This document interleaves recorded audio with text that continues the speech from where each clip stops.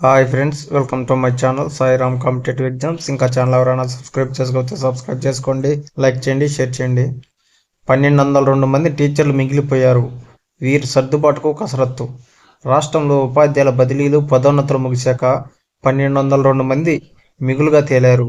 వీరిని క్లస్టర్ స్థాయి అకాడమిక్ టీచర్లుగా నియమించారు.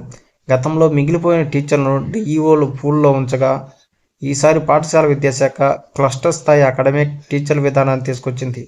మెగా డిఎస్సి ఉపాధ్యాయులు వస్తే ఈ సంఖ్య పెరగనుంది. క్లస్టర్ టీచర్లు రోజు బడులకు వెళ్లి హాజరు నమోదు చేసుకోవాలి. ఎక్కడైనా సబ్జెక్ట్ టీచర్ సెలవు పెడితే వీరిని పంపిస్తారు. పక్క మండలాలకు సైతం పంపించాలా అనే దానిపై ఉన్నతాధికారులు కసరత్తు చేస్తున్నారు. క్లస్టర్ టీచర్లలో ఎస్జిటీలు 553, స్కూల్ అసిస్టెంట్లు 378, భాషా పండితులు 271 మంది ఉన్నారు. ఉమ్మడి విజయనగరం జిల్లాలో అత్యధికంగా 279 మంది ఉన్నారు.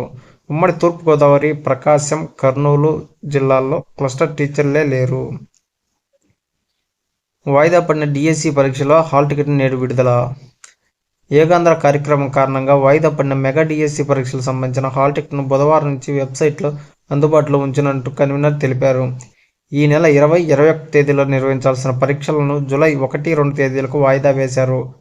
అభ్యర్థులు హాల్ టికెట్ డౌన్లోడ్ చేసుకుని పరీక్షా కేంద్రాలు సవరించుకోవాలని కన్వీనర్ సూచించారు. Okay friends, thank you. All the best. Video నచ్చితే లైక్ చేయండి, షేర్ చేయండి, సబ్స్క్రైబ్ చేయండి.